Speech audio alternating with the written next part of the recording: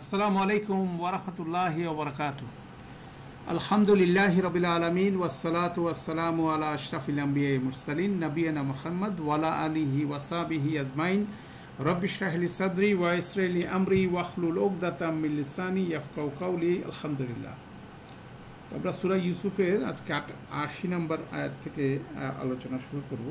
Basically এই ইউসুফ আলাইহিস সালামের কাহিনীর বর্ণনায় বেনিয়ামিনকে যখন মিশরে রেখে দেওয়া হলো, তারপরে ভাইরা প্রথমে একটা চেষ্টা করলো বেনিয়ামিনকে ইউসুফ আলাইহিস সালামের কাছ থেকে কিভাবে নিয়ে যাওয়া যায়। তো সেটা ব্যর্থ হওয়ার পরে তারা নিজেদের মধ্যে সলা পরামর্শ করলো। সেই সলা পরামর্শের বর্ণনাটাই এখানে ৮০, ৮১, ৮২ তিনটা আয়াতে বর্ণিত হলো। এবং আমরা সবসময় দেখছি যে যেটা হাইলাইটেড পোরশন সেটাই এখানে আলোচিত হচ্ছে। অনেক কিছু আলোচনা হতে পারে তাদের মধ্যে, কিন্তু আল্লাহ সুবহানাহু ওয়া তাআলা এখানে স্পেশালি কিছু জিনিস এখানে তুলে ধরলেন। তো এটাই আমরা দেখার চেষ্টা করবো ইনশাআল্লাহ।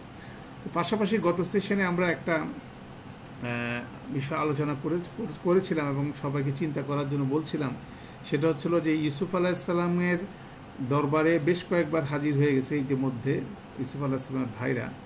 তো সেখানে ইউসুফ আলাইহিস সালামকে চেনার ব্যাপারে অনেক কিছু আলামত তাদের কাছে ছিল, কিন্তু তারা তারপরেও ইউসুফ আলাইহিস সালামকে চিনতে পারে নাই কেন। এবং দেখা যাবে যে আরও পরে যখন ইউসুফ আলাইহিস সালাম নিজের পরিচয় দিলেন তখন তারা তাকে চিনল, কিন্তু তার আগে তারা চিনতে পারল না। তো এটা আমরা যেহেতু কাহিনী আমরা অনেক দিন পরে পুরা কাহিনীটা জেনে যেহেতু পড়ছি, অতএব আমাদের কাছে ওরকম একরকম মনে হতে পারে। তো বাস্তবিক বিষয়টা হচ্ছিল এরকম যে এই ক্ষেত্রে অনেক ক্ষেত্রেই অনেক স্পষ্ট প্রমাণও তাদের চোখে ধরা পড়ে নাই। সেটা হচ্ছিল কেননা তারা সেই মোডেই ছিল না। কেন আমাদের সামনে অনেক প্রমাণ থাকার পরও আমরা সত্যটাকে কী করতে পারি না, রিকগনাইজ করতে পারি না। যেমন আল্লাহর সমস্ত প্রমাণ আমাদের সামনে থাকার পরেও আল্লাহর বিরুদ্ধে আমাদের আচরণ চলে যায়, আল্লাহকে আমরা রিকগনাইজ করতে চাই না। অথচ আপনি গবেষণা করে দেখবেন যে প্রতিটা মানুষের জীবনে আল্লাহ সুবহানাহু ওয়া তাআলা অনেক অনেক অনেক প্রমাণ দিয়ে দেন যে আল্লাহ কিভাবে তাকে সাপোর্ট দিচ্ছেন, আল্লাহ কিভাবে তাকে রব হিসাবে তার সাথে কাজ করছেন।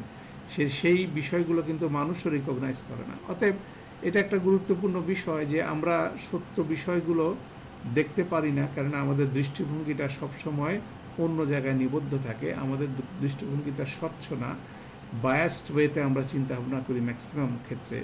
অতএব সেক্ষেত্রে আমরা যেমন এটা পারি না, ঠিক একইভাবে ইউসুফ আলাইহিস সালামের ভাইরা অনেকগুলো আলামত দেখার পরেও ইউসুফ আলাইহিস সালামকে তারা চিনতে পারে নাই। পাশাপাশি আল্লাহরও একটা পরিকল্পনা আছে যে এই সময়ের আগে তারা এটা করতে পারবে না। কেন আল্লাহর পরিকল্পনা অনুযায়ী সব কিছু প্রবাহিত হয়, সব কিছু পরিচালিত হয়। অতএব বিষয়গুলো কিন্তু আছে। তাহলে এটাও আমাদের জন্য লেসন হচ্ছে এটা যে আমরা সবসময় কোনো একটা বিষয়ে অবসেসড হয়ে যাই। সেই অবসেশনের কারণে আমরা প্রকৃত সত্যটাকে অনেক সময় লক্ষ্য করি না। সেটা একটা বড় ধরনের শর্টকামিংস আমাদের। অতএব যার মাথা যত বেশি পরিষ্কার থাকবে সে তত বেশি সুন্দরভাবে তার আশেপাশে সব কিছুই অবজার্ভ করতে পারবে। সেটা হচ্ছে একটা গুরুত্বপূর্ণ বিষয়। কারণ প্রিকনসিভ ধারণা নিয়ে, যে পূর্ব ধারণা নিয়ে আমরা যখন কোনো কিছু দেখি তখন অবশ্যই সত্যটা সেখান থেকে আমরা খুঁজে পাই না। সেটা একটা গুরুত্বপূর্ণ লেসন আমাদের প্রত্যেকের ক্ষেত্রে। তো যাই হোক, আমরা এই আলোচনার ৮০ নম্বর আয়াতের আলোচনায় চলে আসি। তো আমরা ব্যাকগ্রাউন্ডটা হচ্ছে এইভাবে যে বেনিয়ামিন একটা কৌশল করে ইউসুফ আলাইহিস সালাম মিশরে রেখে দিলেন। তারপরে সেই কৌশলের পরে যখন ইউসুফ আলাইহিস সালামের ভাইরা বুঝলো যে এই অবস্থায় তারা কিভাবে বাবার সামনে হাজির হবে, পিতাকে কিভাবে এটার এক্সপ্লেনেশন দিবে, অতএব সেটা তাদেরকে খুব বেশি ব্যতিব্যস্ত করে ফেললো। অতএব এর পরবর্তীতে তারা যখন ইউসুফ আলাইহিস সালামের কাছে আবেদন করার পরেও কোনো পজিটিভ সাড়া পেল না, তারা নিরাশ হয়ে এসে তারা একান্তে একটা বৈঠক করলো এবং সেই বৈঠক থেকে হাইলাইটেড কিছু বিষয় আল্লাহ সুবহানাহু ওয়া তাআলা বর্ণনা করলো। সেটা আমরা ইনশাআল্লাহ দেখব। তো আমরা আয়াতটা শুরু করি। আয়াতটা শুরু হচ্ছে এভাবে, এবং এটা একটা নতুন রুকু। ৮০ নম্বর আয়াত থেকে একটা রুকু শুরু হলো। এখানে বলা হলো ফালাম্মা, অতঃপর যখন। এখানে লাম্মা শব্দটা সবসময় খেয়াল রাখবো, সেটা হচ্ছিল অতঃপর যখন, মানে বেশ কিছুক্ষণ পরে। মানে সাথে সাথে না, মানে আরেকটা আগের ঘটনার পরের ঘটনা বর্ণনা করা হচ্ছে। ইউসুফ আলাইহিসসালামের দরবারে তারা যখন আবেদন করলো এবং সেটা যখন প্রত্যাখ্যান করা হলো, তার বেশ কিছুক্ষণ পরে ও ফালাম্মা ইস্তাই আসু মিনহু, তারা প্রচণ্ডভাবে হতাশ হয়ে গেল। এখানে ইস্তাই আসু শব্দটাও গুরুত্বপূর্ণ, দেখব আমরা যে তারা হতাশ হয়ে গেল, এবং হতাশ হয়ে গেল প্রচণ্ডভাবে তারা হতাশ হয়ে গেল। খলাসু নাজিয়া, এবং তারা একান্তভাবে নিজেদের মধ্যে তারা একটা বৈঠক করলো। এই প্রতিটা শব্দ অসাধারণভাবে এখানে প্লেস করা হয়েছে। তারপর বলা হলো কলা কাবিরুহুম, তাদের মধ্যে যে কাবির, কাবির শব্দ বলতে বলা হয় যে বড়জন হতে পারে, বা বলা হয় যে প্রভাবশালী সে হতে পারে। সে বলল, সে কিছু কথা বলল, সেখানে কথাগুলো হচ্ছে আলাম তাআলামু, তোমরা কি জানো না, আন্না আবাকুম, যে তোমাদের বাবা, কাদ আখাযা আলাইকুম মাউসিকাম মিনাল্লাহ, তোমাদের উপরে আল্লাহর নামে একটা কঠিন শপথ তোমাদের উপরে গ্রহণ করেছিল, তোমাদের কাছ থেকে নিয়েছিল। ওয়ামিন কাবলু মা ফারাতুম ফি ইউসুফ, এবং ইতিপূর্বে তোমরা ইউসুফের সাথে কি যে অন্যায় করেছিল, এগুলো কি তোমরা কিছুই জানো না। এই রিয়েলাইজেশনে এই কথাটা বলার পর তারপর বললেন ফালান, অতএব লান আবরাহা আরদ, আমি এ দেশ ছেড়ে যাব না, হাত্তা ইয়াজানালি আবি, যতক্ষণ না আমার বাবা আমাকে বিশেষভাবে কোনো আদেশ বা আমাকে কোনো অনুমতি না দেন, অথবা ইয়াহকুম আল্লাহু লি, অথবা আল্লাহ আমার ব্যাপারে কোনো সিদ্ধান্ত দেন, ওয়াহুয়া খৈরুল হাকিমিন, এবং আল্লাহ হচ্ছিল সবচেয়ে উত্তম হাকিম, মানে ফয়সালাকারী হিসাবে। অতএব এটা তাহলে দেখা যাচ্ছে যে এই আলোচনার মধ্যে একটা বৈঠকের কথা বলা হলো, পাশাপাশি বৈঠকের মধ্যে তাদের মধ্যে যে বড়জন, তাদের যে লিডার ভাই, সেই লিডার ভাইয়ের বেসিক্যালি সর্দার ভাইয়ের একটা বক্তব্য এখানে কী করা হলো, লিপিবদ্ধ করা হলো। তো এখানে আমরা একটা একটা করে যাই। প্রথমে যে বলা হচ্ছে ফালাম্মা ইস্তাইয়াসু, ইস্তাইয়াসু শব্দটাকে যদি আমরা একটু ডিকশনারি থেকে যদি দেখি, বেসিক্যালি এই শব্দটা বারবার আসতেছে এবং বারবার আসবে, আমরা দেখব এই সূরার মধ্যে এই সেকশনগুলোতে। এখানে হচ্ছিল কি, শব্দটা হচ্ছিল কি ইয়া ঈসা, ইয়া ঈসা, ইয়া হামজা সিন, ইয়া ঈসা, সেখান থেকে আসতেছে হচ্ছিল, এটা একটা 1 নম্বর ফর্ম ইয়া ঈসা, এটার অর্থ হচ্ছে হতাশ হওয়া, এবং হতাশ হওয়ার পরে এর পরের শব্দটা হচ্ছিল 10 নম্বর ফর্ম, সেখানে হচ্ছে ইস্তাই আসা। ইস্তাই আসা শব্দের অর্থ তখন দাঁড়ায় হচ্ছিল সকল আশা বাতিল হওয়া, সম্পূর্ণ নিরাশ হওয়া। তাহলে এখানে এটা এই অর্থের মধ্যে 1 নম্বর ফর্ম এবং 10 নম্বর ফর্মের মধ্যে একটা যোগাযোগ হয়েছে। 10 নম্বর ফর্মটা হচ্ছিল মোবালাগা ফর্ম বলতে পারি আমরা, এমফেটিক ফর্ম। 1 নম্বরের অর্থ হচ্ছে হতাশ হওয়া, নিরাশ হওয়া। 10 নম্বরের অর্থ হচ্ছিল সম্পূর্ণ নিরাশ হওয়া। দ্যাট মিনস স্থায়ী আস্থা হচ্ছিল সেইভাবে ব্যবহার হলো যে তারা যখন সম্পূর্ণভাবে নিরাশা হয়ে গেল, যাদের মধ্যে যখন আর কোনো আশাই তারা দেখলো না, এই পরিস্থিতিতে খলাসু, খলাসু হচ্ছিল, খালাস শব্দটা আমাদের বাংলায় ব্যবহার হয়, যে তারা নিজেদের মধ্যে নিজেদেরকে আলাদা করে ফেললো, হ্যাঁ, নাজিয়া, এবং তারা একটা প্রাইভেট কনসালটেশনের মধ্যে একান্ত মিলিত পরামর্শ করলো। খালাসু শব্দটা এখানে গুরুত্বপূর্ণ এই জন্য, কেন মিশরে তারা এই যে 10 ভাই 11 ভাই যখন প্রবেশ করলো, তারা একটা মিশরে তখন আলোচিত বিষয় ছিল, যে যেমন আমরা বলছিলাম যে 11 জন ভাই একসাথে আসছে, অতএব ওরকমভাবে একটা তাদের আলোচনার বিষয় ছিল। এখন তারপরে তারা যখন সেই আলোচনার প্রেক্ষিতে যখন তাদের মধ্যে থেকে একজনকে চোর সাব্যস্ত করা হলো, তখন তারা নেগেটিভ আলোচনার মধ্যে চলে গেল। অতএব তারা কোনো জায়গায় পাবলিকলি একত্রিত হতে পারছিল না তাদের বিষয়গুলো আলোচনার ব্যাপারে, কেন যখনই তারা পাবলিকলি একত্রিত হচ্ছে তখন মানুষ চিন্তা করতেছে তারা আর কি ধরনের ষড়যন্ত্র করতেছে। অতএব তারা নিজেদের মধ্যে আলোচনা করাটা খুব জরুরি মনে করলো, এবং তারা সেইভাবে ইন কনসালটেশন আলাদাভাবে চললো। সেভাবে খলাসু শব্দটা সেভাবে বলা যায়। পাশাপাশি আরেকটা এক্সপ্লেনেশন আছে খলাসু শব্দটা, সেটা বলা হচ্ছে এভাবে যে খলাসু শব্দটা মিন করছে যে তাদের মাথায় আর কোনো চিন্তা ছিল না, সমস্ত চিন্তা উবে গেছিলো। তাদের একমাত্র চিন্তা ছিল যে তারা ফিরে যায় তাদের বাবার সামনে কি এক্সপ্লেনেশন দেবে, সেটা একটা বিষয়। তারপরে নাজিয়া শব্দটা হচ্ছিল, এটাও কোরআন মজিদে ব্যবহার হচ্ছে, গোপন বৈঠকের ব্যাপারে এটা ব্যবহার হয়। এবং আল্লাহ সুবহানাহু ওয়া তাআলা বর্ণনা করছেন সূরা মুজাদালার মধ্যে যে এই ধরনের গোপন বৈঠকে কোনো সময় কোনো ভালো কিছু সাধারণত হয় না, বেসিক্যালি এগুলো প্যাট্রোনাইজ করে শয়তান। এবং সূরা মুজাদালার মধ্যে বলা হচ্ছে ইন্নামা আন-নাজওয়া মিনাশ শাইতান, নিঃসন্দেহে সলাপরামর্শ কেবল শয়তানের তরফ থেকে আসে। একই শব্দ এখানে আন-নাজওয়া। তাহলে এখানে তারা সেই সলা পরামর্শ করছিল, সেইটাও মিন করতেছে তারা কোনো একটা নেগেটিভ কিছু বিষয়ে তারা আসলে মিলিত হচ্ছে, সেই জিনিসটাও এই বৈঠকের ব্যাপারে আসে। তারপর একটা খুব ইন্টারেস্টিং বিষয় আসে যে এই বৈঠকের ব্যাপারটা তাহলে আমরা বুঝলাম, তারা হতাশ হয়ে গেল, তাদের পরবর্তী কর্মপন্থা নির্ধারণ করার চেষ্টা করলো, এবং তাদের পরবর্তী কর্মপন্থা হচ্ছিল কীভাবে তারা তাদের পিতার সামনে কেসটা হাজির করবে। কেন এখানে পিতার কাছ থেকে একটা কঠিন শপথ নিয়ে তারা আসছিল বেনিয়ামিনের ব্যাপারে, এবং বেনিয়ামিনকে তারা কিন্তু ফিরে যেতে পারছে না। অতএব এটা তাদের জন্য একটা বড় ধরনের চ্যালেঞ্জিং বিষয়, এটাকে কিভাবে মোকাবেলা করা যায় সেজন্য তারা একত্রিত হলো।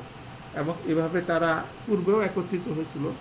যে খলাসু নাজিয়া যদি আপনাকে স্মরণ করেন, তাহলে এই বিষয়টা এর আগেও তাদের মধ্যে ছিল। সেটা হচ্ছিল 8, 9, 10 নম্বর আয়াতে যখন তারা একত্রিত হয়ে বলছিল কলু লা ইউসুফু ওয়া আহুহু আহাব্বু ইলা আবিনা মিন্না ওয়া নাহনু উসবা, সেই আলোচনাটার মধ্যেও কিন্তু তারা একান্তে আলোচনা করছে। এবং এখানে নাজিয়া শব্দটার মাধ্যমে এবং খলাসু শব্দের মাধ্যমে যেটা ইন্ডিকেট করে এই বৈঠকে যা আলোচনা হচ্ছিল, তারা চায় না এটা অন্য কেউ জানুক। অতএব এটাও একটা মোডে এই জিনিসটা বর্ণনা করা হবে। তারপরে ইন্টারেস্টিং একটা ট্রানজিশন এখানে আছে। সেই ট্রানজিশনটা হচ্ছিল এভাবে যে এই বৈঠকের মধ্যে তাদের যে লিডার ভাই, তার বর্ণনাটাই খালি এখানে দেওয়া হলো, হ্যাঁ, অন্য কোনো কনভারসেশন। কারণ একটা বৈঠক হলে সাধারণত আমরা দেখি কি অনেকে কথাবার্তা বলতে পারে, কিন্তু এখানে বলো কলা কাবীরুহুম, তারপরে বলার পরে সেই ভাই যে কথাটা বললো সেটার ভাইয়ের কথাটা স্টাইলটা হচ্ছে এভাবে, তোমরা কি জানো না। তো তোমরা কি জানো না বলে তো কোনো কথা যে কোনো বৈঠকের প্রথমে শুরু হয় না। তো অনেকগুলো কথা হয়, তারপরে কোনো একটা পর্যায়ে ক্রস কনভারসেশনের পার্ট হিসাবে এই ধরনের বক্তব্য আসতে পারে, তোমরা কি জানো না, তোমাদের কি মনে নাই, তোমরা এটা, মানে তার দেখা যাচ্ছে যে এটা একটা কন্টিনিউশন, কোনো একটা আলাপের কন্টিনিউশনে সেটা আসছে। এটা একটা ইন্টারেস্টিং ক্লু। কারণ আমরা বারবার বলছি যে কোরআনের আয়াতগুলো যেভাবে বর্ণনা করছে, তো সেখানে কতগুলো গ্যাপ থাকতেছে, যে জিনিসগুলো আপনাকে ডিটেক্ট করতে হবে এবং আপনাকে চিন্তা করতে হবে যে এই গ্যাপে আসলে কি আছে। তাহলে তাদের কাবির হুম, আমরা বলতেছিলাম যে কাবির শব্দটা বলা হচ্ছে বড়জন, মানে তাদের মধ্যে বয়সে যে বড়, নট নেসেসারি। কোরআনের বর্ণনা অনুযায়ী কাবির শব্দটা অনেক সময় প্রভাবশালী ব্যক্তিকে বোঝানো হয়। তাহলে প্রভাবশালী ব্যক্তি নট নেসেসারি বড় ভাই হতে পারে মেজো ভাই হতে পারে, সেজো ভাই হতে পারে, একটা গ্রুপের মধ্যে হয়তো বা যে প্রভাবশালী, যার কথা সবাই শোনে বা যে গ্রুপটাকে নেতৃত্ব দেয়, সেই বেসিক্যালি এই কথাগুলো বলছে এই আলোচনার মধ্যে। তার বলার প্রথম স্টাইলটা হচ্ছে আলাম তা আলামু, তোমরা কি জানো না। তাহলে দেখা যাচ্ছে যে তোমরা কি জানো না বলে যখন কথাটা এখানে বর্ণনা হচ্ছে, তার অর্থ দাঁড়াচ্ছে এভাবে যে এখানে আরও কনভারসেশন ছিল। যেমন আপনি যদি আমাদের একটা দৈনন্দিন জীবনের প্র্যাকটিক্যাল একটা এক্সাম্পল নেন, আপনি ধরেন কোন রাস্তা দিয়ে হেঁটে যাচ্ছেন, একটা লোক টেলিফোনে কথা বলতেছে, টেলিফোনে সে বলতেছে আচ্ছা অবশ্যই এটা কাজটা ঠিক হয় নাই, এই ধরনের কথাগুলো বলতেছে। আপনি ডেফিনেটলি বুঝতেছেন যে আপনি কথাগুলোর অর্থ বুঝতেছেন না, কিন্তু ডেফিনেটলি ওই টেলিফোনের অপর প্রান্তে কোনো একজন ব্যক্তি কথা বলছে, তার কথার রেসপন্স এখানে কি হচ্ছে, সে রেসপন্স করতেছে। তো ঠিক একইভাবে যখন এই বড় ভাই বা প্রভাবশালী ভাইটা যখন বললেন আলাম তা আলামু, তোমরা কি জানো না, তাহলে তোমরা কি জানো না এই প্রসঙ্গটা আসলো কীভাবে। তো সেটাই কিন্তু একটা গুরুত্বপূর্ণ বিষয় এখানে আলোচনার। সেটা হচ্ছিল ডেফিনেটলি সেখানে আলোচনা হচ্ছিল, আলোচনার প্রেক্ষিতে এই বড় ভাই বা প্রভাবশালী ভাই তাদের সাথে একমত পোষণ না করে ভিন্ন কিছু বলল, সেটা গুরুত্বপূর্ণ বিষয়।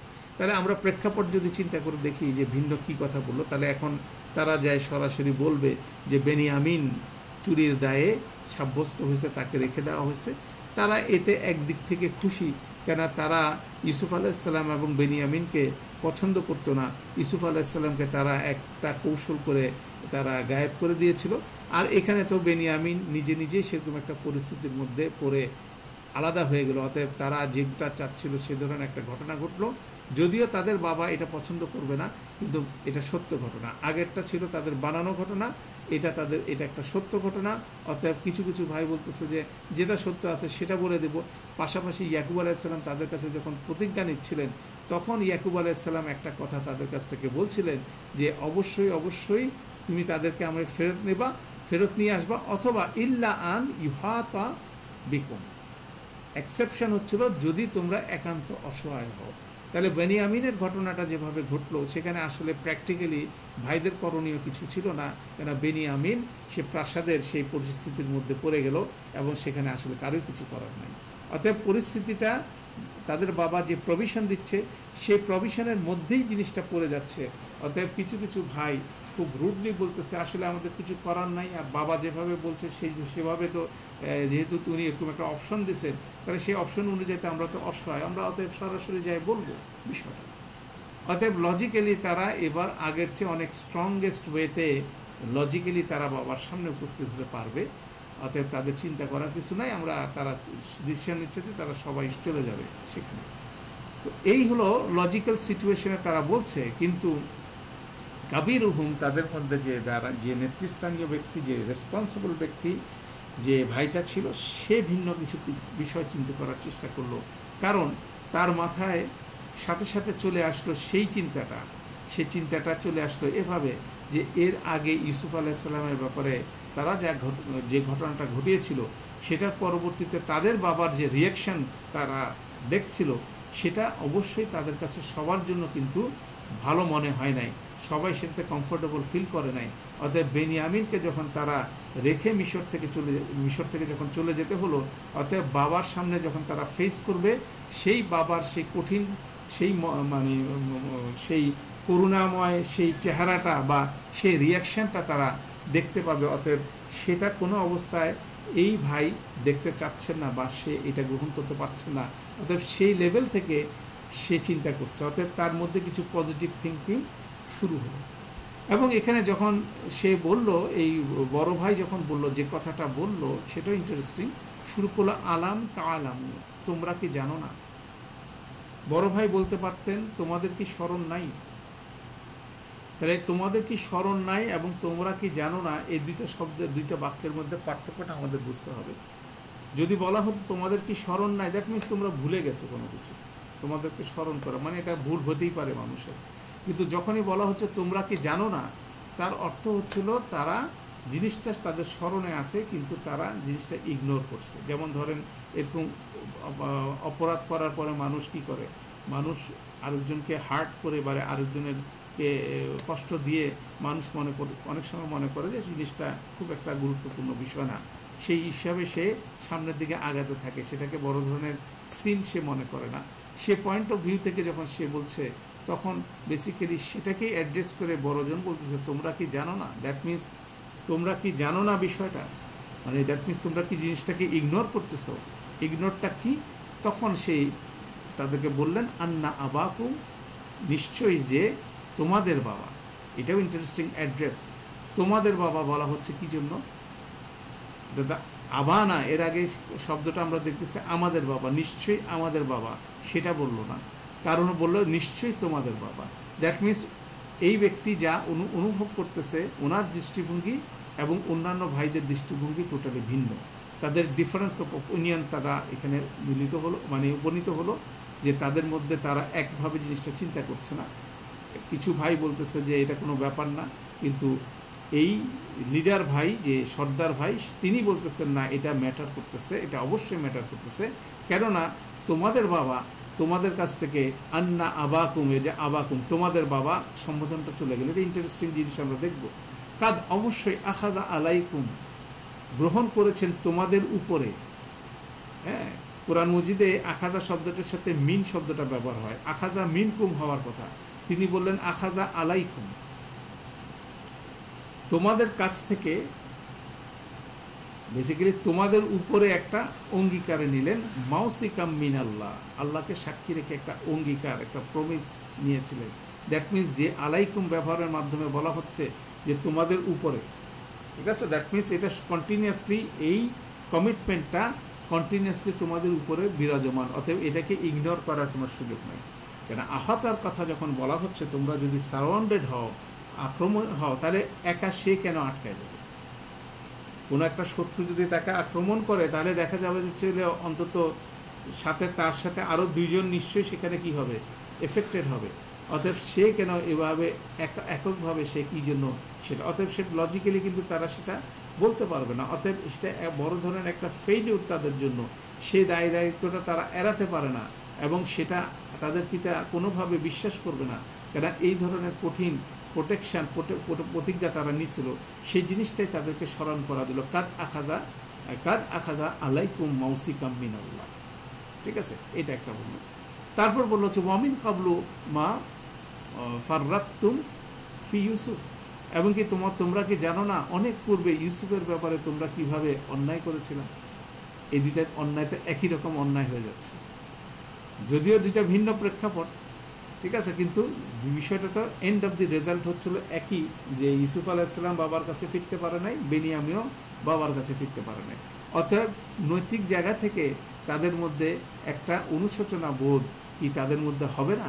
তো সেই বিষয়টা জাগ্রত করার জন্য সেই ভাইটা এদেরকে ইন্সপায়ার করলো, কারণ হচ্ছিল সেই জিনিসটা তার মধ্যে জাগ্রত হয়েছে। এখন আমরা বলবো যে এর ইতিপূর্বে যে এর আগের আয়াতের যে বিষয়টা ছিল, যে বাবার ইউসুফ আলাইহিসসালামের কাছে সে যখন অ্যাপ্লাই করলো, আবেদন করলো যে আমাদের একজন বৃদ্ধ বাবা আছে, বা এই বেনিয়ামিনের একজন বৃদ্ধ বাবা আছে যিনি খুব বৃদ্ধ এবং তার সাথে খুব অ্যাটাচড, অতএব তার বদলে আমাদের কাউকে রেখে তাকে ছেড়ে দেওয়া হোক, এই ধরনের একটা আবেদন করলো। তো এটা মূলত বলা যায় যে লিঙ্ক অনুযায়ী, টেক্সচুয়াল নিক অনুযায়ী বলা যায় এই কথাটা এই ব্যক্তিই বলছিল, কেন সে বলছিল। এবং ইন্টারেস্টিং বিষয় হচ্ছিল, সাধারণত মানুষ প্রভাবিত হয় আরেকজনের বক্তব্য দ্বারা, অনেক সময় মানুষ নিজের বক্তব্য দ্বারা নিজে প্রভাবিত হয়। সেখানে যখন এই ভাইটা যখন ইউসুফ আলাইহিসসালামের কাছে এই আবেদনটা করছিল, তখন সে মুখে উচ্চারণ করতেছিল এবং সে অবশ্যই তার কথাটা শুনছিল, এবং পাশাপাশি তার নিজের কথা তাকে আরও বেশি প্রভাবিত করলো, কারণ তার মধ্যে যে অনুশোচনা বোধ চলে আসলো, সেটা হচ্ছিল তার বাবার প্রতি তারা সঠিক আচরণ করে নাই, তার বাবার প্রতি তারা সঠিক আচরণ করে নাই। ইউসুফ আলাইহিসসালামের সাথে যে আচরণটা করছিল সেটা কোনোভাবেই একটা গ্রহণযোগ্য আচরণ ছিল না। তারা সেটা হুইমের মাথায়, উত্তেজনার মাথায় সেটা করছিল। এখন আজকে সেই বাস্তবতাটা আবার সে দেখতেছে বেনিয়ামিনের কেস, অতএব টোটাল দৃষ্টিভঙ্গি তার পরিবর্তন হয়ে গেল। অতএব এখানেও ইন্টারেস্টিং ওয়েতে তার মধ্যে একটা ট্রানজিশন দেখা যাচ্ছে, এই ভাইটা পরিবর্তিত হচ্ছে, হ্যাঁ, কাঙ্ক্ষিতভাবে পরিবর্তন হচ্ছে। সেই জিনিসটাই বেসিক্যালি আল্লাহ সুবহানাহু ওয়া তাআলা সমস্ত বক্তব্যের মধ্যে থেকে এইটাকে এখানে হাইলাইট করবে। আমরা বলছিলাম যে কাহিনীর মধ্যে থেকে আল্লাহ সুবহানাহু ওয়া তাআলা কিছু কিছু অংশ কী করবেন, হাইলাইট করবেন। তো এখানে এই জিনিসটাই মূলত এই আয়াতে এই জিনিসটা হাইলাইট করলেন, সেই কাবির হুমের কথাটা উপস্থাপন করতেছেন তার অন্যান্য ভাইদের বিপরীতে। তিনি এথিক্যাল পয়েন্ট অফ ভিউ থেকে, নৈতিকভাবে, সামগ্রিকভাবে বিষয়টাকে বিবেচনা করার জন্য তাদের প্রতি আবেদন জানাচ্ছেন, এবং সেক্ষেত্রে তিনি নিজের ডিসিশনটা নিয়ে নিচ্ছেন। তখন উনি বলতেছেন ফালান আবরাহাল আরদা, আমি কোনো অবস্থায় এই জমিন ছেড়ে যাব না, দ্যাট মিনস আমি এখানে স্টে করব। যেহেতু সে এফেক্টেড হয়ে গেছে, বেনিয়ামিন এফেক্টেড হয়ে গেছে, অতএব আমিও তাকে না নিয়ে যাব না, সেটি ইজ মাই ডিসিশন। হ্যাঁ, সেটা হচ্ছে আমি নেব না। এবং আবরাহা শব্দটাও খুব ইন্টারেস্টিং, যে কোনো জায়গা থেকে কোনো কিছু যখন নড়ে না, সেই কনসেপ্ট, দ্যাট মিনস আমি কোনো অবস্থায় নড়ব না, হাত্তা যতক্ষণ পর্যন্ত না ইয়াযানা লি আবি, এখানে ইয়াযানা লি আবি, যতক্ষণ পর্যন্ত না আমার বাবা, এবার চলে আসলো কি আমার বাবা, এটা কিন্তু একটা ইন্টারেস্টিং, আবি আমার বাবা। এর আগে তার ভাইদেরকে তিনি বলতেছেন কি, কাদ আখাযা আলাইকুম মাউসাকাম মিনাল্লাহ ইন্না আবাকুম, নিশ্চয়ই তোমাদের, আন্না নিশ্চয় যে তোমাদের বাবা। তাহলে আবাকুম এখানে নিয়ে চলে আসলো কি আবি, আবি আসা মানে হচ্ছিল নিশ্চয় আমার বাবা, এবং লি শব্দটা গ্রামাটিক্যালি আগে চলে আসছে, আমরা মুকদ্দম বলি, যে স্পেশালি আমার প্রতি স্পেশাল পারমিশন যদি উনি আমাকে দেন তাহলে আমি নড়বো, আলাদাওয়াইজ আমি এখান থেকে নড়বো না। কেউ যদি এসে বলে যে হ্যাঁ এই লজিক দিতে পারে যে হ্যাঁ লজিক্যালি তো তুমি অপরাধী না, নাই তাকে তো মিশরের রাজা বা মিশরের মন্ত্রী রেখে দিচ্ছে, সেখানে তোমার কিছু করার নাই, অতএব সেই ক্লজ অনুযায়ী, হ্যাঁ সেই ক্লজ অনুযায়ী তুমি কি করতে পারো, তুমি যেতে পারো, হ্যাঁ এই লজিক্যালি তুমি এখানে অপরাধী না, অতএব সেই জিনিসটা তিনি মানতে রাজি না। তিনি বলতেছে যতক্ষণ পর্যন্ত আমার বাবা আমাকে কি করে, আমাকে যতক্ষণ অনুমতি দিচ্ছেন, তখন এখানে লি শব্দটা এখানে মুকদ্দম হচ্ছে, স্পেশালি আমাকে। অতএব এখানে অন্য ধরনের ডেডিকেশন এবং রেসপন্সিবিলিটি এই ভাই নিচ্ছেন। অথবা বলতেছে আও ইয়াহকুমাল্লাহু লি, এবার লিটা চলে গেছে পরে, অথবা আল্লাহ আমাকে কি করে, আমার ব্যাপারে কোনো সিদ্ধান্ত দেয়।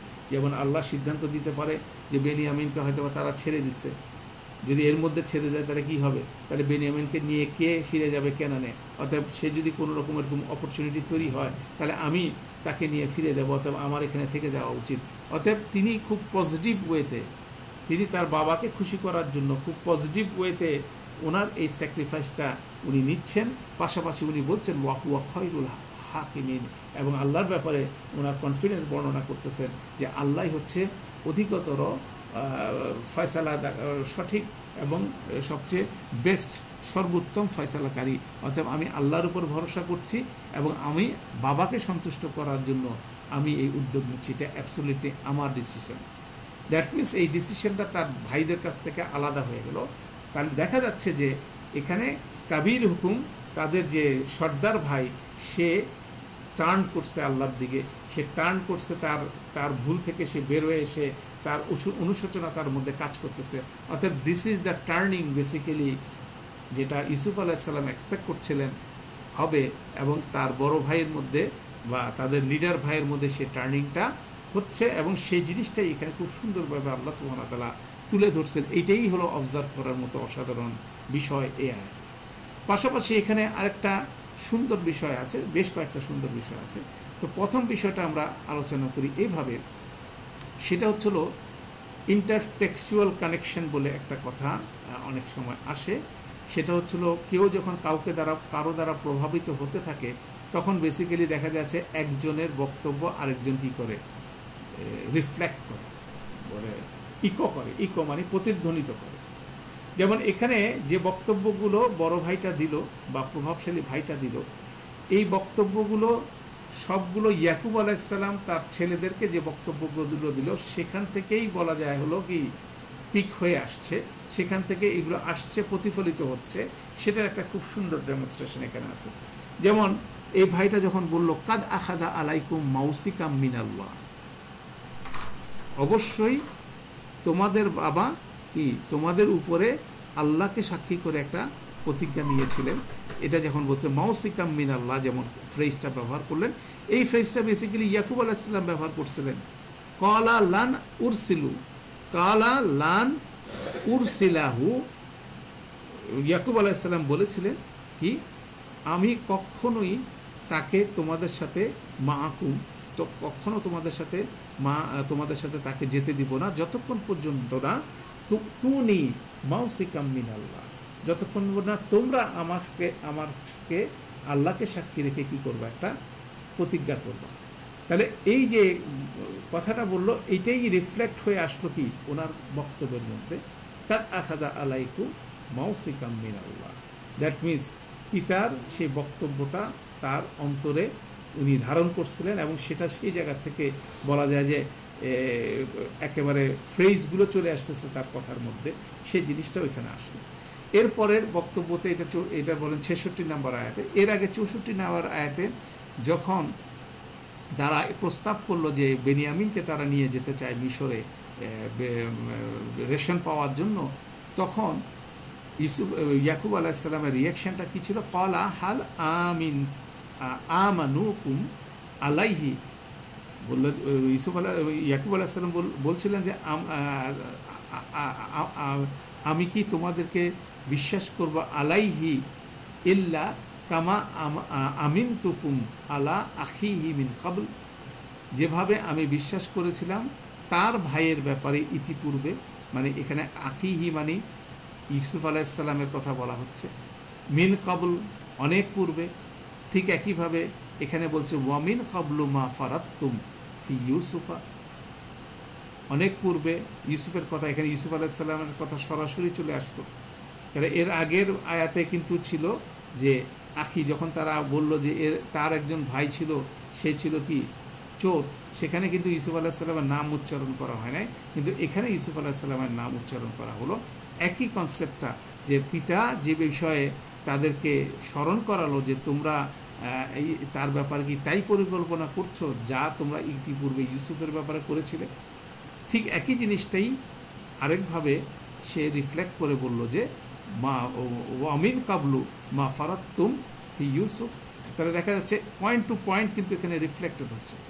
তারপরে এখানে বলা হলো ফালান আবরাহাল আরদা হাত্তা ইয়াদানা লি আবি, যেটা আমরা বললাম যে সেই বড় ভাই প্রতিজ্ঞা করলো যে পিতার কাছ থেকে স্পেশাল পারমিশন আসার আগ পর্যন্ত আমি এখান থেকে নড়বো না, এখান থেকে সরবো না।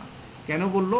কেননা এখানে যখন ইয়াকুব আলাইহিস সালাম 66 নম্বর আয়াতের শেষ অংশে যখন বললেন, কি বললেন, লা, প্রতিজ্ঞাটা কি দিতে হবে, লা তাতুন্নানি, অবশ্যই অবশ্যই তোমরা তাকে আমার কাছে ফিরিয়ে আনবে, তাতুন্না বিহি, আমাকে নিয়ে আসবে, ইল্লা আন ইউহাতা বিকুম, এক্সেপশন উনি দিলেন, যদি তোমরা নিরুপায় হয় তাহলে ভিন্ন কিছু।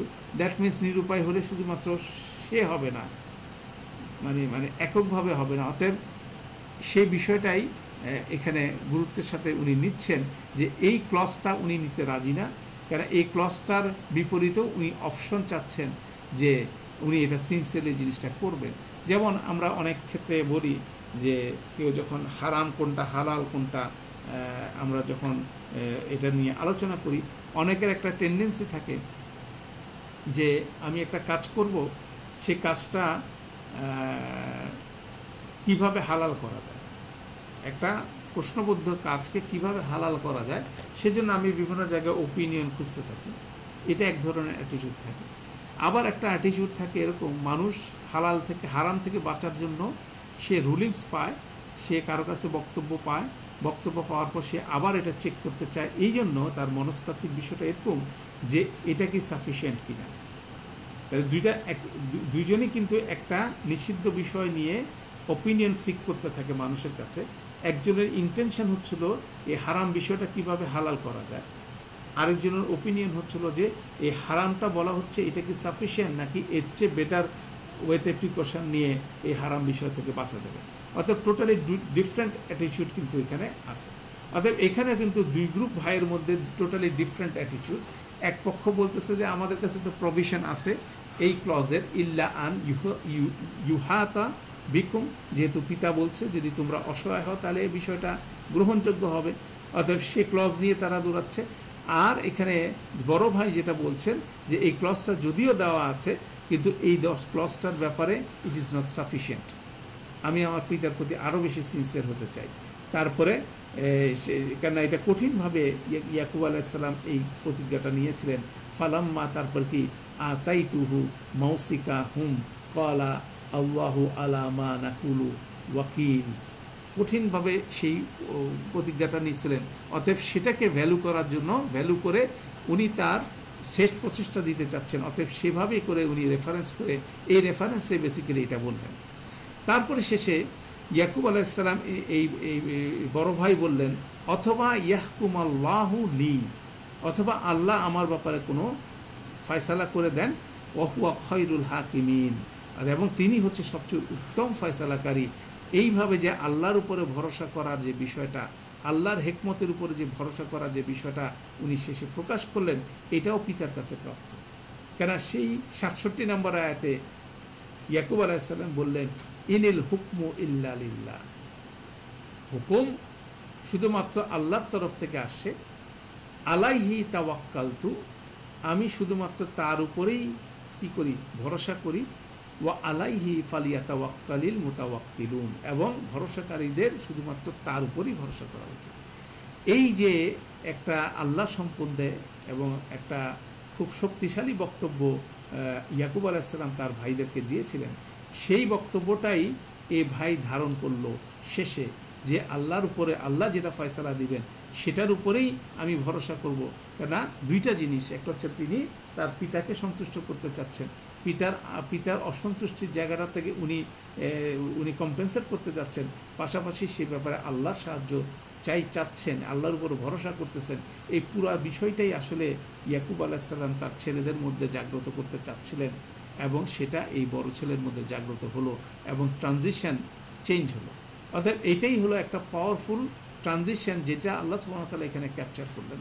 এটাও একটা গুরুত্বপূর্ণ বিষয়, এরকম যে এটাও সূরা নূরের একটা আয়াতের সাথে খুব সুন্দরভাবে রিফ্লেক্টেড হয়, যে মানুষ খুব অপরাধের মধ্যে যখন নিমজ্জিত হয় তখন সে তার ভালো কোনো কিছু দেখে না, ভালো কিছু দেখে না। যেমন এই ভাইরাই তো এমনভাবে অপরাধটা করলো ইউসুফ আলাইহিসসালামের ক্ষেত্রে, যেটা কোনোভাবে মানে ভাষায় বর্ণনা করা যায় না। তারপরে আল্লাহ সুবহানাহু ওয়া তাআলা খুব কর্কশভাবে, কঠিনভাবে সেটা বর্ণনা করলেন ইতিপূর্বে।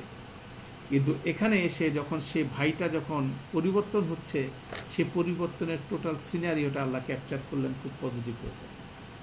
তো সূরা নূরের সেই আলোচনা 40 নম্বর আয়াতে আল্লাহ যখন আলোচনা করতেছেন সেরকম অপরাধী ব্যক্তির ব্যাপারে, তাকে একটা উপমা দিয়ে এরকমভাবে বলতেছেন, আউকা জুলুমাতিন ফি বাহরিন লুজ্জিয়ুন ইয়াকশাহু মাউজুন মিন ফাওকিহি মাউজুন মিন ফাওকিহি সাহাব। বর্ণনা করতেছেন একজন পাপী ব্যক্তি, তার জীবনের পরিস্থিতি হয় এভাবে, সে অন্ধকারের উপরে একটা গভীর সাগরের মধ্যে, একটা ঝড়ো দিনের মধ্যে, মানে একদম মেঘাচ্ছন্ন দিনের মধ্যে, যেখানে আকাশের কালো মেঘ ছেয়ে গেছে, সেটার নিচে হচ্ছিল প্রচণ্ড মানে উত্তাল সমুদ্রের ঢেউ, সে ঢেউয়ের নিচে সে চলে গেছে, সাগরের নিচের দিকে চলে গেছে, যার ফলে তার মধ্যে কি কোনো লাইট, তার আলো পৌঁছানোর কোনো জায়গা নাই। জুলুমাতুন বাদুহা ফাওকা বাদ, তার অন্ধকারের উপর অন্ধকার, এমন একটা পরিস্থিতির মধ্যে সে চলে গেছে। তখন তার পরিস্থিতি কি হয়, ইযা আখরাজা ইয়াদাহু, যখন সে তার হাত বের করে, লাম ইয়াকাদ ইয়ারাহা, সে অলমোস্ট তার হাতকে দেখতে পায় না। আল্লাহর কমেন্টটা হচ্ছে এরকম, কিন্তু প্রকৃতপক্ষে বাস্তবতাটা হচ্ছে এইভাবে যে সমুদ্রের নিচে যখন এরকম ঘন অন্ধকার রাতে কেউ যদি নিচে নিমজ্জিত হয়, সে বেসিক্যালি সে অন্ধকারে কিছুই দেখবে না, প্র্যাকটিক্যালি সে হাত তার দেখবেই না। অথচ আল্লাহ সুবহানাহু ওয়া তাআলা বলছেন কি, সে অলমোস্ট দেখবে না, মানে কিছু তার দৃষ্টির মধ্যে আসবে। এটা হচ্ছে একটা পাওয়ারফুল কনসেপ্ট, যে প্রত্যেকটা মানুষের ভিতরে যে নূর আছে, ফিতরা আছে, যে রূহ আছে, সেটার আলো আছে। অতএব সে আলোর মাধ্যমে সে অন্ধকারে থাকার পরেও অলমোস্ট সে তার পাপকর্মগুলো যে পাপকর্ম সেটাও সে বুঝতে পারে না, কিন্তু যখন সে বোঝা শুরু করে এবং সেই বোঝার জায়গা থেকেই বেসিক্যালি তার আরও আলোর দিকে যাত্রাটা শুরু হয়, এবং সেই আলোটাই তাকে দেখায়। সেভাবে বোঝা যায় যে এই যে ভাইয়ের ট্রানজিশনটা, তারা ক্রমাগতভাবে তার পিতার সাথে একটা অন্যায় আচরণ করে আসছিল, এবং এই অন্যায় আচরণটাকে জাস্টিফাইড মনে করত। কিন্তু এই পয়েন্টে যখন সেকেন্ড কেসটা ডিল করতে গেল, সেকেন্ড কেসটা যখন তাদের সামনে চলে আসলো, তখন এই ভাইয়ের মধ্যে সেই আলোটা, সেই ক্ষীণ আলোটা যেন জ্বলে উঠল, এবং সে দেখতে পেল যে আসলে যা আমরা করতেছি সেটা কোনোভাবে রাইট জিনিস না, সঠিক জিনিস না, এবং এইভাবেই বিষয়টা ফিরে আসছে। অতএব আল্লাহ সুবহানাহু ওয়া তাআলা যেটা আমাদেরকে এখানে ডিসক্রাইব করছেন, যে অবশ্যই মানুষের মধ্যে পজিটিভ নেগেটিভ দিক আছে, এবং আল্লাহর এক্সপেকটেশন হচ্ছে শেষ মুহূর্ত পর্যন্ত মানুষ কী হবে, সে ফিরে আসবে, তার মধ্যে সেই পোটেনশিয়ালটি আছে, সেরকম এমন একটা লাইট দেওয়া আছে, সেটার পোটেনশিয়াল আছে খুব, যেখানে অসম্ভব পরিস্থিতিতেও সে লাইট কি করতে পারে, মৃদু আলো দিতে পারে, সেখান থেকে মানুষ কি করতে পারে, ফিরে আসতে পারে। সেরকম একটা পাওয়ারফুল ডেমনস্ট্রেশন এখানে বর্ণিত হচ্ছে, সেটাও আমরা এখানে দেখতে পাবো। তো এখানে একটা গ্রামার স্টুডেন্টের জন্য একটা ইন্টারেস্টিং একটা ট্রান্সলেশন আছে, সে ট্রান্সলেশন হচ্ছিল এই বাক্যটা, ওয়ামিন কাবলু মা ফারাতুম ফি ইউসুফ। হ্যাঁ, এটার জেনারেল ট্রান্সলেশন হচ্ছিল, যেটা বলা হচ্ছে যে বেসিক্যালি বড় ভাই বলছেন, তোমরা কি জানো না, প্রথম কথাটা খুব সহজ, প্রথম কথাটা হচ্ছে এভাবে, তোমাদের পিতা তোমাদের কাছ থেকে আল্লাহর নামে যে মানে অবশ্যই পালনীয় একটা শপথ নিয়েছেন। তারপর বক্তব্যটা হচ্ছে ওয়ামিন কাবলু মিন ফারাতুম ফি উখতি ইউসুফ। এই মা শব্দটাকে বিভিন্নভাবে এখানে অনুবাদ করছেন তাফসীরকারকরা। এখানে বলা যায় 4টা অপশন আছে, তার মধ্যে 2টা একই রকম আর 2টা হচ্ছে ভিন্ন। প্রথম অপশনটাকে বলতেছে, প্রথম 2টা অপশন হচ্ছিল মা মাজদারিয়া অথবা মা মাউসুলা। ইসম মাজদারিয়া হতে পারে, ইসম মাউসুল হতে পারে, এবং যেটাই হোক তারা মাফুল বিহি হবে।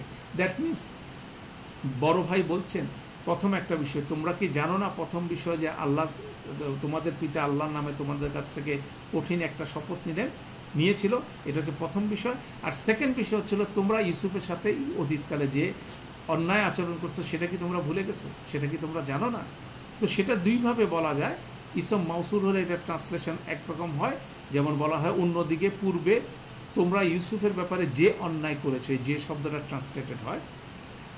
যদি এই মাজদারিয়া হয় তখন যে শব্দটা ট্রান্সলেশন হয় না, তখন এটা ট্রান্সলেশন হয় অনেক এবং অনেক পূর্বে ইউসুফের ব্যাপারে তোমাদের অন্যায়। ডিফারেন্ট ফ্লেভার, একই জিনিসের 2টা ডিফারেন্ট ফ্লেভার এখানে বলা হচ্ছে। তারপর আরেকটা এক্সপ্লেনেশন হচ্ছিল, এখানে মাটাকে বলা হয় মা জায়দা, এটা আরেকটা এক্সপ্লেনেশন আছে। সেটা বালাগাতে অবশ্যই একটা ম্যাটার করে, যদিও গ্রামার নাহু হিসাবে এটা এক্সট্রা। সেখানে যে জিনিসটা বলা হয় সেখানে বেসিক্যালি বলা হচ্ছে প্রথম বাক্যের পরে পরেরটা বলা হচ্ছে খুব এমফেসিসের সাথে, অনেক দিন পূর্বে ব্র্যাকেটে তোমরা ভুলে গেছো, তোমরা অন্যায় করেছো ইউসুফের ব্যাপারে। এখানে মাটাও ট্রান্সলেশন হয় না, অতএব এখানে কিন্তু এমফেটিক একটা এক্সপ্লেনেশন আসে। এর পাশাপাশি চতুর্থ ট্রান্সলেশনটা হয় এভাবে, প্রথমটা আলাদা বাক্য, পরেরটা আলাদা বাক্য। যেমন তোমরা কি জানো না যে তোমাদের পিতা তোমাদের কাছ থেকে আল্লাহর নামে অবশ্যই পালনীয় অঙ্গীকার নিয়েছেন, বাক্য শেষ। এরপরে আরেকটা বাক্য শুরু হলো, সেটা মা মুক্তাদা হিসাবে এসে যখন বাক্যটা গঠন করে তখন বলা হচ্ছে আর অনেক দিন পূর্বে তোমরা যে অন্যায় করেছো ইউসুফের ব্যাপারে, এটার খবর হচ্ছে উজ্জ্ব, তা কি ভুলে গেছো? আরেকবার তাহলে দেখা যাচ্ছে যে একটা বক্তব্যই 4টা ডাইমেনশনে এখানে এক্সপ্রেস হতে পারে, এবং 4টাই একটা আরেকটার সাথে কন্ট্রাডিক্ট করে না। সে জিনিসটা করে এই ইমোশনাল এক্সপ্রেশনটাকে আরও এক্সপান্ডেড করে। এটা হচ্ছে কোরআন মজিদের অসাধারণ ভাষার ব্যবহার। যারা গ্রামার শিখবেন তাদের জন্য অবশ্যই এটা কিন্তু লক্ষণীয় বিষয়। তাহলে তখন আপনি দেখতে পারবেন যে অনেকগুলো এক্সপ্রেশন এই বাক্যের মাধ্যমে করা হচ্ছে, এবং খুব এমফেসিসের সাথে, খুব ইমোশনের সাথে, যাতে করে এই বড় ভাই এই এক্সপ্রেশনগুলো দিচ্ছেন যাতে করে অন্য ভাইরা তাদের ওয়ে অফ থিঙ্কিংটা চেঞ্জ করে। এটা হচ্ছিল পাওয়ারফুল বিষয়, সেই জিনিসটাই কিন্তু ওখানে উপস্থাপন করা হচ্ছে এবং সেইটাই এখানে বলা হচ্ছে, তাই না? তাহলে আমরা সেই বিষয়টাও এখানে আলোচনা করলাম, এটা একটা হাইলাইটেড পোর্শন। তাহলে এই জিনিসটা তিনি আলোচনা করলেন, করার পরে ন্যাচারালি উনি ওনার ব্যাপারে সিদ্ধান্ত নিয়ে নিলেন। সিদ্ধান্ত নেওয়ার সাথে সাথে অন্য ভাইরা জিজ্ঞাসা করলো, ঠিক আছে আপনি আপনার ব্যাপারে সিদ্ধান্ত নিলেন, আমরা কি করব? তখন এই বিষয়টার প্রেক্ষিতে 81 এবং 82 নম্বর আয়াতে বড় ভাই বা প্রভাবশালী ভাই বলে দিল তাদের কি করতে হবে। তখন বলল, প্রথম বাক্য বললেন ইরজিউ ইলা আবিকুম, এই যে আবিকুম আবার আসলো, তোমরা তোমাদের বাবার কাছে কি করো, ফিরে যাও। ইরজিউ ইলা আবিকুম, এই ফ্রেজটা খুব সুন্দরভাবে, এটাও দুইভাবে ট্রান্সলেশন হতে পারে। আক্ষরিকভাবে তোমরা, আমি এখানে থাকতেছি, তোমরা তোমাদের বাবার কাছে ফিরে যাও। এখানে কিন্তু তিনি বললেন না আমাদের বাবার কাছে ফিরে যাও, ঠিক আছে, বললো তোমাদের বাবার কাছে ফিরে যাও। দ্যাট মিনস দুইজনের স্ট্যান্ডিং একরকম না। পাশাপাশি এটা এভাবে বোঝাচ্ছে যে তোমরা তোমাদের বাবার কাছে ফিরে যাও, মানে তোমরা তোমাদের বাবার ব্যাপারে তোমাদের দৃষ্টিভঙ্গি পরিবর্তন করো, তার প্রতি সহানুভূতিশীল হও। ঘটনাটা ঘটে গেছে, অতএব ঘটনাটার ব্যাপারে তোমরা সহানুভূতিশীল হও, বাবার প্রতি এটা আগে যেটা করছো সেটা don't do it like that, কেন এটার অ্যাটিটিউডের ব্যাপার, তুমি কিভাবে জিনিসটা উপস্থাপন করতেছো তোমার বাবার সামনে, দ্যাট ইজ ভেরি ইম্পর্টেন্ট।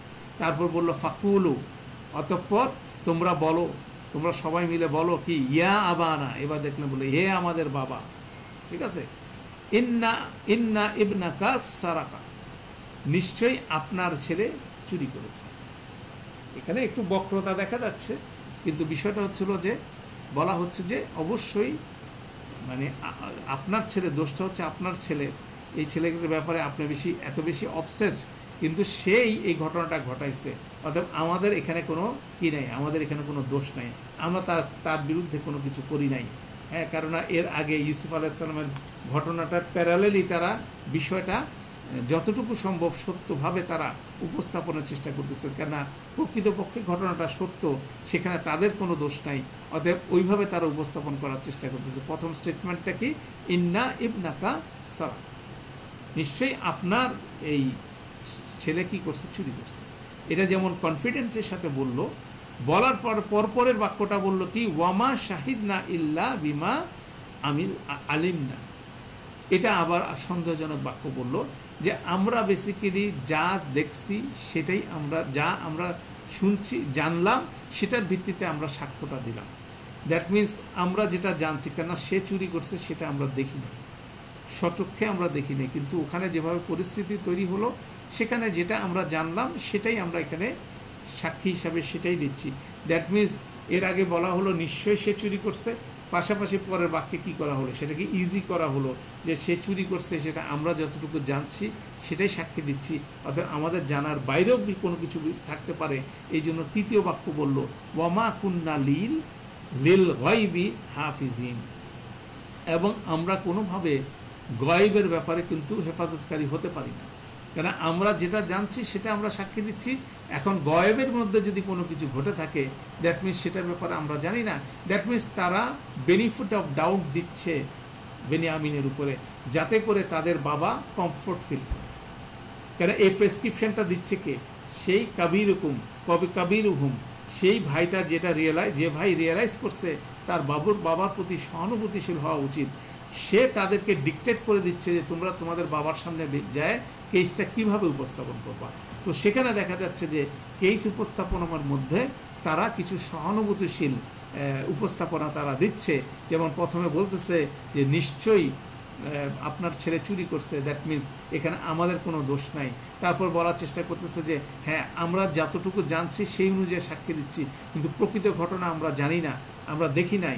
এবং পাশাপাশি এটাকে আরও একটু সফট করার জন্য বলতেছে ওয়ামা কুন্না লিল গায়বি হাফিজিন, এবং যেটা গায়েবে যদি কোনো কিছু ঘটে থাকে, আমাদের অজান্তে কিছু যেহেতু ঘটে থাকে, সেটার ব্যাপারে আমরা কিভাবে হেফাজত করব। তাদের বক্তব্য হচ্ছে তাকে যদি চোর তাকে যদি ডাকাত আক্রমণ করতো, তাহলে আমরা সেখানে যাই প্রোটেক্ট করতে পারতাম। হ্যাঁ, তাকে যদি কেউ চুরি করার জন্য প্রচেষ্টা নিত, সেখানে আমরা তাকে প্রোটেক্ট করতে পারতাম, কিন্তু সে নিজেই যখন চুরি করে ফেলছে, সেখানে আমরা কিভাবে প্রোটেক্ট করব। অতএব সেই বিষয়টা এখানে বলল। কেন এই হাফিজুন শব্দটাও কিন্তু বলতে পারেন অ্যাঙ্কর, আমরা অ্যাঙ্কর বলি এই জন্য, এই শব্দটা নিয়েই কিন্তু আলোচনা হচ্ছিল। যখন বেনিয়ামিনকে নিয়ে বেনিয়ামিনের ব্যাপারে মিশরে যাওয়ার ব্যাপারে যখন আলোচনা হচ্ছিল, তখন প্রথম প্রশ্ন হচ্ছিল, তারা বাবাকে এনশিওর করতেছিল যে অবশ্যই আমরা কি হব, হাফিজ হব। যেমন ধরে আপনি 63-65 নম্বর আয়াতে দেখেন, যখন বলা হলো যে ফা আরসিল মাআনা, যে ভাইরা যখন বলল ফা আরসিল মাআনা আখানা, আমাদের ভাইকে আমাদের সাথে যেতে দিন, নাকতাল, আমরা মানে আমরা ন্যায্য ওজন পাবো। হ্যাঁ, তারপর বলবো ইন্না লাহু লাহাফিজুন, এবং অবশ্যই আমরা তাকে কি করব, হেফাজত করব। তারপরে ইয়াকুব আলাইহিস সালাম 64 নম্বর আয়াতে বললেন যে কোনো অবস্থাতে যে তোমরা মানে ওই বক্তব্যটা বললেন যে এর আগে তো ইউসুফের ব্যাপারে আমি তোমাদেরকে তো করেছিলাম, সেটা তো তোমরা রাখতে পারো নাই, অর্থাৎ তোমরা কি একই কাজ করতে যাচ্ছ। তাহলে এই বক্তব্য বলার পরে এরপর তারা যখন তাদের মধ্যে কি বলে, তাদের মালপত্রের মধ্যে যখন তাদের বিনিময় মূল্য ফেরত দেওয়া হলো, তখন ওইটাকে তারা এভিডেন্স নিয়ে এসে তারা আবার বাবার সামনে হাজির হয়ে বলল যে আমরা যেটা বলছি সেটা সত্য, কেননা বাদশা আমাদেরকে বিনিময় মূল্য ফেরত দিচ্ছে। অতএব বাদশা যেটা বলছে যে ভাইকে না আনলে পরবর্তীতে রেশন কিছুই দেওয়া হবে না, অতএব আমাদের বক্তব্য সত্য, অতএব আমাদেরকে যেতে দেন। অতএব সেখানে তারা যুক্তিটা উপস্থান করে বলল ওয়া নামিরু আহলাহু, আমরা আমাদের আহাল পরিবারকে জন্য রসদ আনবো, তাদেরকে আমরা খাওয়াবো। ওয়া নাহফাজু আখানা, এবং আমরা আমাদের ভাইয়ের কি করব, হেফাজত করব। তাহলে হেফাজত করার ব্যাপারটা খুব স্ট্রংলি আলোচিত হচ্ছে, সেটার ব্যাপারে তারা পরিষ্কার করে বলতেছে ওয়ামা কুন্না লিল গায়বি হাফিজিন, এবং যেটা নন পজিশনগুলোতে আমরা কিভাবে কি হব, এটার ব্যাপারে হেফাজত করব। তাহলে দেখা যাচ্ছে যে কেসটা বড় ভাই বলতেছে তোমরা আদবের সাথে সত্যটা বলবা, পাশাপাশি যাতে এটা সফট ওয়েতে এটা বলা হয়, সে অ্যাটিকেটটাও তার ভাই ডিকটেট করে দিচ্ছে, এবং পাশাপাশি ডেফিনেটলি তার ভাই বুঝছে যে কোনো অবস্থাতে এবারও তার বাবা সে জিনিসটা বিশ্বাস করবে না। সেজন্য এর পরের আয়াতে প্রমাণস্বরূপ বক্তব্য দিলেন। 82 নম্বর আয়াত, একটা আয়াত ডেডিকেট করা হলো, বলা হলো যে এর প্রমাণ কি হতে পারে, ওয়াস আলিল কারিয়াতা, ওই শহরকে জিজ্ঞাসা করুন, আল্লাতি কুন্না ফিহা, যেটার মধ্যে আমরা অবস্থান করি। দ্যাট মিনস মিশরের শহরের অধিবাসীদেরকে জিজ্ঞাসা করুন, তারাই এটা সবচেয়ে বেশি জানে। কেননা সেখানে যখন তারা একটা আলোচিত 11 ভাই যখন তারা মিশরে প্রবেশ করলো, তারা একটা আলোচিত বিষয় ছিল। তারপরে তাদেরকে যখন চোর সাব্যস্ত করা হলো, সেটাও আলোচিত বিষয় হলো। অতএব এই বিষয়টা যদি সেই শহরের কাউকে জিজ্ঞাসা করা হয়, অবশ্যই সেই ঘটনাকে তারা কি করবে, এটার ফরেই সাক্ষী দিবে।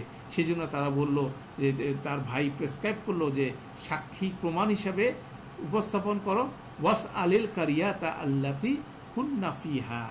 হ্যাঁ, এই কারিয়াকে জিজ্ঞাসা করো যেখানে আমরা ছিলাম। তারপর হচ্ছে ওয়াল এরা, এবং সেই ক্যারাভেন মানে সেই কাফেলাকে জিজ্ঞাসা করো, আল্লাতি আকবালনা ফিহা, যাদের সাথে আমরা ফিরে আসছিলাম। দ্যাট মিনস যখন পানপাত্রটা হারানো গেল, হারানোর ঘোষণাটা আসলো, তখন সেখানে ঘোষণাকারী কি বলল যে নিশ্চয়ই তোমরা কি তোমরা হচ্ছিল চোর। দ্যাট মিনস ওখানে যারা হাজির ছিল সাথে সবাইকে চোর বলা হলো। অতএব সেখানে সবাই অ্যালার্ট হয়ে গেল। পরবর্তীতে এই ইউসুফ আলাইহিস সালামের ভাইদের কাফেলার মধ্যে থেকেই সেই জিনিসটা বের হলো। তাহলে সবাই জানলো যে ঘটনাটা ঘটলো, যারা ফিরে আসলো। দ্যাট মিনস তাদের অনেকে তাদের সাথে ওখান থেকে ফিরে তাদের পাশ দিয়ে হয়তো বা চলে গেছে তাদের গন্তব্যে। অতএব তাদেরকে জিজ্ঞাসা করলে তারা এটার সত্যায়িত করতে পারবে। এবং শেষে কনক্লুশন তারা বললো ইন্নালা সাদিকুন, এবং অবশ্যই আমরা এবার কি বলতেছি, সত্য কথা বলতেছি। কেন ইন্না লা সাদিকুন তারা বলতেছে, একটা প্রমাণ হাজির করে বলতেছে। ঠিক ইতিপূর্বেও কিন্তু তারা কি করছিল, যখন ইউসুফ আলাইহিস সালামকে তারা গায়েব করে দিয়েছিল, তখন তারা যখন কেসটা উপস্থাপন করলো যে ইউসুফ আলাইহিস সালামকে নেকড়ে খেয়ে ফেলছে, সাথে সাথে তারা কি বলছিল, ওয়ামা আনতা বিমুমিনিন লানা ওয়ালাউ কুন্না সাদিকিন, আপনি তো আমাদেরকে বিশ্বাস করবেন না যদিও আমরা সত্য কথা বলি। বলার মাধ্যমে বোঝা গেল যে তারা আসলে মিথ্যা কথা বলছে। কিন্তু এবার তারা যেহেতু তাদের কাছে সব কিছু স্ট্রং পজিশন তাদের আছে, তারা ফ্রম ইনসাইড তারা জানে যে তারা কোনো কিছু ভুল কিছু করে নাই। অতএব তারা খুব স্ট্রংলি তারা বলতেছে ওয়া ইন্নালা সাদিকুন, তারা শক্তিশালীভাবে বলতেছে আমরা অবশ্যই সত্য কথা বলতেছি। অতএব তাদের সমস্ত বিষয়টা তাদের মতো করে সত্যভাবে প্রমাণ সহ তারা উপস্থাপন করলো। কিন্তু এখানে ইন্টারেস্টিং বিষয় হচ্ছে ইয়াকুব আলাইহিস সালাম তারা যে দুইটা প্রমাণ হাজির করলো সেটাকে ভেরিফাই করার কোনো ওনার উপায় নাই। কেননা এখানে বড় ভাই মিশরে থেকে বসে এই প্রেসক্রিপশন দিচ্ছেন। অতএব ইয়াকুব আলাইহিস সালাম যদি মিশরে তখন হাজির থাকতেন, তিনি এটা ভেরিফাই করতে পারতেন। কিন্তু ইয়াকুব আলাইহিস সালামের পজিশন থেকে সেটা ভেরিফাই করার কোনো সুযোগ নেই, কেন উনি কেনানে অবস্থান করতেছেন। অতএব মিশরের অধিবাসীদেরকে জিজ্ঞাসা করার কোনো অপশন নাই। আর যাদের সাথে তারা ফিরে আসছিল তারা সেখানে হাজির নাই। অতএব যাই প্রমাণ তারা মনে করতেছে তাদের কাছে এটা খুব যুক্তিযুক্ত প্রমাণ। এবার কি হলো, এটা ভেরিফাই করার কোনো অপশন ইয়াকুব আলাইহিস সালামের মধ্যে নাই। আর ইতিপূর্বে ইউসুফ আলাইহিস সালামের ক্ষেত্রে তারা প্রমাণ হিসাবে ইউসুফ আলাইহিস সালামের শার্টের উপরে মিথ্যা রক্ত মাখায় হাজির যখন হয়েছিল, তখন ইয়াকুব আলাইহিস সালাম সরাসরি দেখেই বুঝছিলেন এটা হচ্ছে ভুয়া প্রমাণ। তাহলে দুইটা কেস কিন্তু ভিন্ন। কিন্তু end of the day Yakub আলাইহিস সালাম একই কনক্লুশন ড্র করলেন যে এই ভাইরা আবার সেই বেনিয়ামিনকে নিয়ে তারা সেই কাজটা করলো যেই কাজটা ইউসুফ আলাইহিস সালামের সাথে করলো। অতএব উনি এর পরের আয়াতে একই রিয়াকশন দিলেন, ক্বালা বাল সাওয়ালাত লাকুম আনফুসুকুম আমরান ফাসাবরুন জামিল, একই রিয়াকশন দিয়ে পরে ভিন্ন কথা বললেন। তো আমরা ইনশাআল্লাহ নেক্সট সেকশনে আমরা এই ইয়াকুব আলাইহিস সালামের টোটাল রিয়াকশনটা আমরা বোঝার চেষ্টা করব। সেক্ষেত্রে অবশ্যই আমাদের এখানকার আজকে যে আলোচনা করলাম সেখান থেকে আরও কিছু বিষয় আমরা সেখানে আলোচনা করব। অতএব আমরা দেখতে পাচ্ছি যে একটা ইন্টারেস্টিং যে স্টোরি বর্ণিত হচ্ছে, আল্লাহ কিন্তু কিছু বিশেষ জিনিস এখানে হাইলাইট করতেছে। কেন হাইলাইট করতেছেন আমাদের বারবার স্মরণ রাখা দরকার, কেন আল্লাহ এই কাহিনীগুলো এইভাবে বর্ণনা করতেছেন যাতে এর শ্রোতারা, হ্যাঁ, যারা যারা এটা শুনছে, যারা এটা পড়ছে, তারা যাতে এখান থেকে কি নিতে পারে, হেদায়েত নিতে পারে। তাহলে এটাও কিন্তু পারপাস। তো সেজন্য কাহিনীর অনেক কিছু থেকে হাইলাইটেড পোর্শনটা এখানে বর্ণনা করছেন। অতএব এখানে আজকে আমরা যেটা আলোচনা করলাম, সেখানে অসাধারণভাবে একজন ভাইকে দেখলাম, সে কীভাবে ফিরে আসলো, এবং সে যখন ফিরে আসলো সে কীভাবে আল্লাহর উপর ভরসা করা শিখলো, এবং কিভাবে সে তার পিতার ব্যাপারে তার বিষয়গুলো সংশোধনের জন্য উদ্যোগ নিল। এটাই খুব সুন্দর দেখার বিষয় এই ট্রানজিশনটার মধ্যে। আল্লাহ আমাদের জন্য সবাইকে সহজ করুন, যাতে আমরা এই আয়াতগুলো থেকে কাঙ্ক্ষিত হেদায়েতটা নিতে পারি আমাদের জীবনের বাস্তবতা অনুসারে। তো আমরা আজকে আমাদের আলোচনাটা এখানে শেষ করছি। সুবহানাকাল্লাহুম্মা ওয়া বিহামদিকা আশহাদু আল্লা ইলাহা ইল্লা আনতা আস্তাগফিরুকা ওয়া আতুবু ইলাইক। আসসালামু আলাইকুম ওয়া রাহমাতুল্লাহি ওয়া বারাকাতুহু।